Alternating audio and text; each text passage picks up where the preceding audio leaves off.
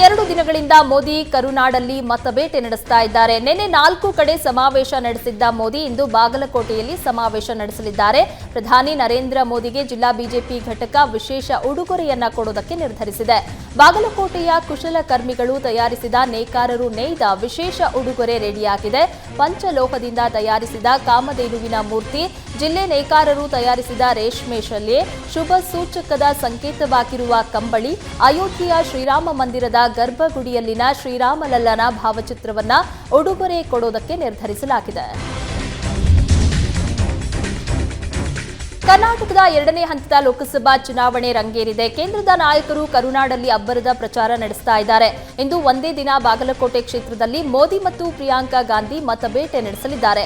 ಬಾಗಲಕೋಟೆ ನಗರದಲ್ಲಿ ಮೋದಿ ಪ್ರಚಾರ ನಡೆಸಲಿದ್ದಾರೆ. ಜಮಖಂಡಿಯಲ್ಲಿ ಕಾಂಗ್ರೆಸ್ ಅಭ್ಯರ್ಥಿ ಸಂಯುಕ್ತ ಪರ ಪ್ರಿಯಾಂಕಾ ಮತಬೇಟೆಗಿಳಿಯಲಿದ್ದಾರೆ.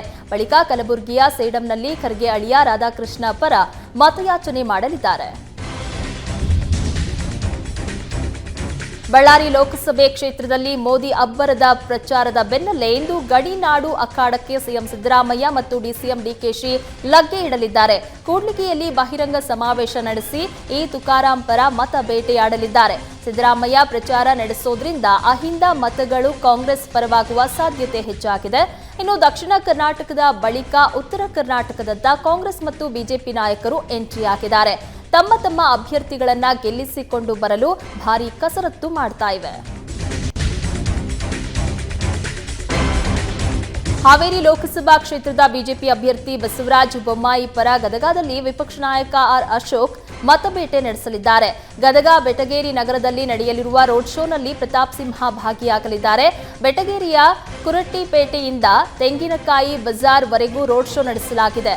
ರೋಡ್ ಶೋ ನಂತರ ಬಿಜೆಪಿ ನಾಯಕರು ಬಹಿರಂಗ ಸಭೆಯನ್ನ ನಡೆಸಲಿದ್ದಾರೆ. ಬಳಿಕ ಬಿಜೆಪಿ ನಾಯಕಿ ತಾರಾ ಅನುರಾಧ ಮನೆ ಮನೆ ಪ್ರಚಾರ ನಡೆಸಲಿದ್ದಾರೆ. ಶಿವಮೊಗ್ಗ ಲೋಕಸಭೆ ಬಿಜೆಪಿ ಅಭ್ಯರ್ಥಿ ರಾಘವೇಂದ್ರ ಭರ್ಜರಿ ಮತಬೇಟೆ ನಡೆಸಿದ್ರು. ಉಕ್ಕಿನ ನಗರಿ ಭದ್ರಾವತಿ ತಾಲೂಕಿನ ಕಾಗೇಕೊಡಮಕ್ಕಿ, ತಳ್ಳಿಕಟ್ಟೆ, ಹೊಸಹಳ್ಳಿ ಹಾಗೂ ಕೂಡ್ಲಿಗೆರೆ ಗ್ರಾಮದಲ್ಲಿ ಮತ ಶಿಕಾರಿ ನಡೆಸಿದ್ರು. ಜೆಡಿಎಸ್ ನಾಯಕಿ ಶಾರದಾ ಅಪ್ಪಾಜಿ ಗೌಡ ಜೊತೆಗೂಡಿ ಪ್ರಚಾರ ನಡೆಸಿದ್ರು. ರಾಘವೇಂದ್ರ ಹೋದಲ್ಲೆಲ್ಲ ಪಟಾಕಿ ಸಿಡಿಸಿ, ಡೊಳ್ಳು ಕುಣಿತ, ಮಹಿಳೆಯರು ಆರತಿ ಎತ್ತಿ ಸ್ವಾಗತ ಕೋರಲಾಯಿತು.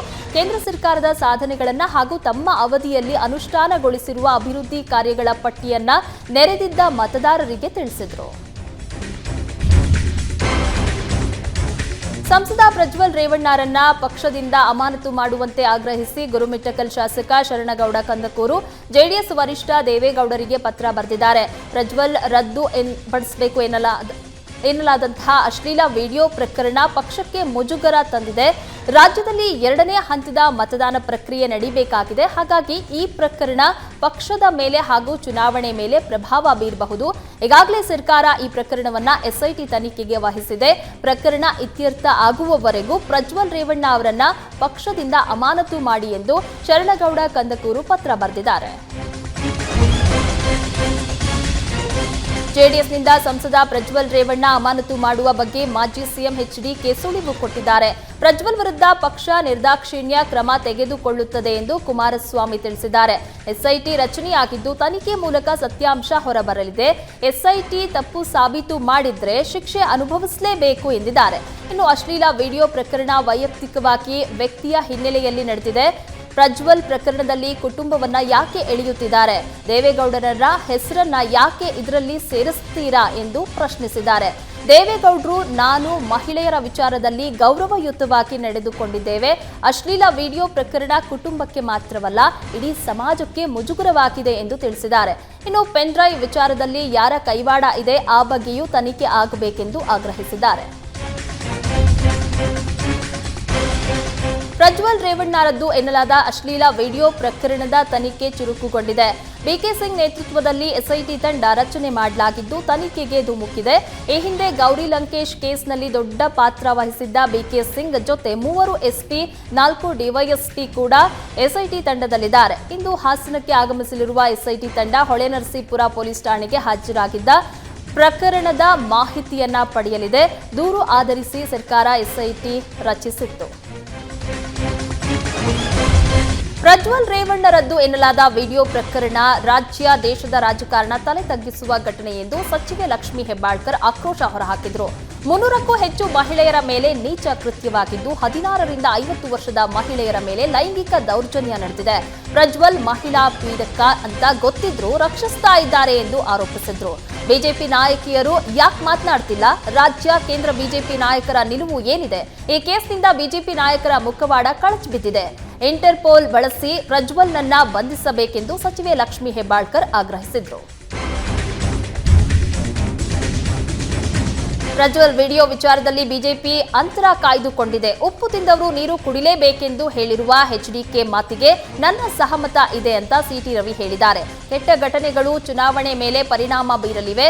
ಈ ಪ್ರಕರಣದ ಬಗ್ಗೆ ಹೆಚ್ಚು ಮಾತನಾಡೋದಿಲ್ಲ ಅಂತ ಸಿಟಿ ರವಿ ಹೇಳಿದ್ದಾರೆ.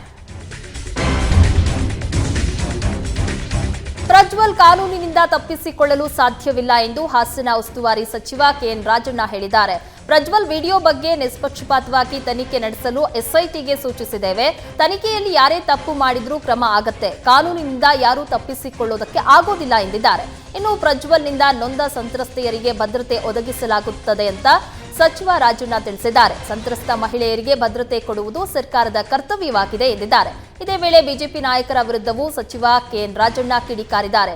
ಬಿಜೆಪಿಗರು ಯಾವುದು ಹೇಳಬೇಕು ಅದನ್ನ ಹೇಳೋದಿಲ್ಲ, ಯಾವುದನ್ನ ಹೇಳಬಾರ್ದೋ ಅದನ್ನ ಹೇಳಿಕೊಂಡು ತಿರುಗ್ತಾರೆ ಎಂದು ಟಾಂಗ್ ಕೊಟ್ಟರು. ಬೆಂಗಳೂರಲ್ಲಿ ಪುಂಡರು ಪುಂಡಾಟ ದಿನದಿಂದ ದಿನಕ್ಕೆ ಹೆಚ್ಚು ಮಾಡಿದ್ದಾರೆ. ಅಂಗಡಿಗೆ ನುಗ್ಗಿದ 3 ಪುಂಡರು ಚಾಕು ತೋರಿಸಿ ಹಣ ಕೇಳಿದ್ದಾರೆ. ಈ ವೇಳೆ ಅಂಗಡಿ ಸಿಬ್ಬಂದಿ ಜೊತೆ ವಾಗ್ವಾದ ನಡೆದಿದೆ. ಬಾಣಸವಾಡಿಯ ಕಮ್ಮನಹಳ್ಳಿ ಬಳಿಯ ಶಾಪ್ನಲ್ಲಿ ನಡೆದ ಪುಂಡರ ಕೃತ್ಯ ಸಿಸಿಟಿವಿಯಲ್ಲಿ ಸೆರೆಯಾಗಿದೆ.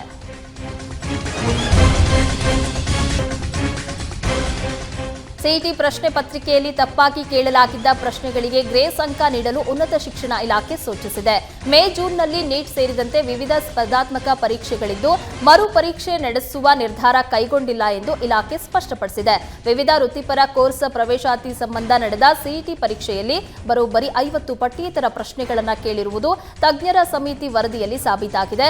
50 ಪ್ರಶ್ನೆಗಳನ್ನು ಕೈಬಿಡುತ್ತಿರುವ ಹಿನ್ನೆಲೆಯಲ್ಲಿ 190 ಅಂಕಗಳಿಗೆ ಸೀಮಿತವಾಗಿ ಮೌಲ್ಯಮಾಪನ ನಡೆಯಲಿದ್ದು ವೇಳಾಪಟ್ಟಿಯಂತೆ ಮೇ ಕೊನೆಯ ವಾರ ಪರೀಕ್ಷಾ ಫಲಿತಾಂಶ ಪ್ರಕಟಿಸುವುದಾಗಿ ಸರ್ಕಾರ ಭರವಸೆ ನೀಡಿದೆ. ಪ್ರಶ್ನೆ ಪತ್ರಿಕೆಯಲ್ಲಿ ತಪ್ಪಾಗಿ ಕೇಳಲಾಗಿದ್ದ 2 ಪ್ರಶ್ನೆಗಳಿಗೆ 2 ಗ್ರೇಸ್ ಅಂಕ ನೀಡುವುದಕ್ಕೆ ಉನ್ನತ ಶಿಕ್ಷಣ ಇಲಾಖೆ ಸೂಚಿಸಿದೆ. ಬರಪೀಡಿತರಾಗಿ ಬಳಲ್ತಾ ಇರುವ ರೈತರಿಗೆ ಹೆಚ್ಚಿನ ಪರಿಹಾರ ಬೇಕು. ಕುಮಾರಸ್ವಾಮಿ ಅವರಿಗೆ ಅಷ್ಟೇ ಸಾಕಾಗಿರಬಹುದು.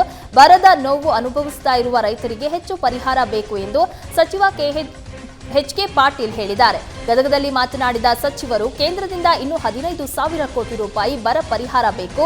3,000 ಕೋಟಿ ಬಂದಿದೆ. ಇಷ್ಟು ಸಾಕಾಗಲ್ಲ. ಪರಿಹಾರ ಮನವಿಯನ್ನ ಯಾಕೆ ಕೊಟ್ಟಿದ್ವಿ?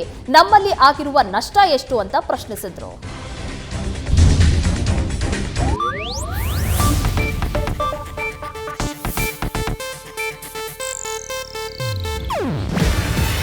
ಇದು ಏಷ್ಯಾನೆಟ್ ನ್ಯೂಸ್ ನೆಟ್ವರ್ಕ್ ಪ್ರಸ್ತುತಿ.